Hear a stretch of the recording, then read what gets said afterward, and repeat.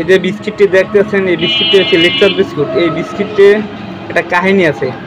আমি যখন বিস্কিটটি কিনে আনি, আমার সাথে সাথে একটা বিস্কিটের অর্ধেক পড়ে যায়। তারপরে আমার এক বড় ভাই বলল যে বিস্কিটটা ফালাই দিও না, যে পিঁপড়ে আছে আমাদের পাইতে পারে, পিঁপড়ার লাইন আছে, ওই লাইনে পিঁপড়ে আবার ওই বড় ভাই ভাঙিয়ে দিল যে ওদের খাবার, ওরা 6 মাসের খাবার, ঠিক আছে, ই করে যোগান রাখে।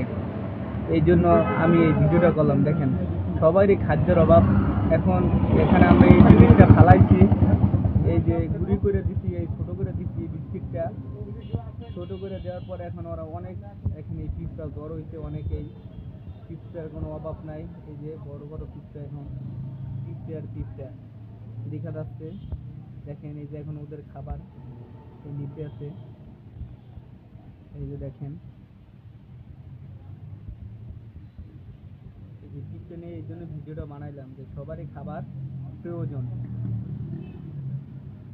সঞ্চয় করে রাখা দরকার খাবার। এই পিঁপড়েগুলোয় খাবার পেয়ে কত যে খুশি, কত আনন্দ পাচ্ছে, আল্লাহ পাক ছাড়া কেউ জানে না। রিজিকের মালিক আল্লাহ তাআলা, এটাই প্রমাণিত। এই যে দেখেন অনেক পিঁপড়া, এই যে পিঁপড়ার লাইন আছে এদিকে, এই যে পিঁপড়ের লাইন দিক থেকে আসতে আছে।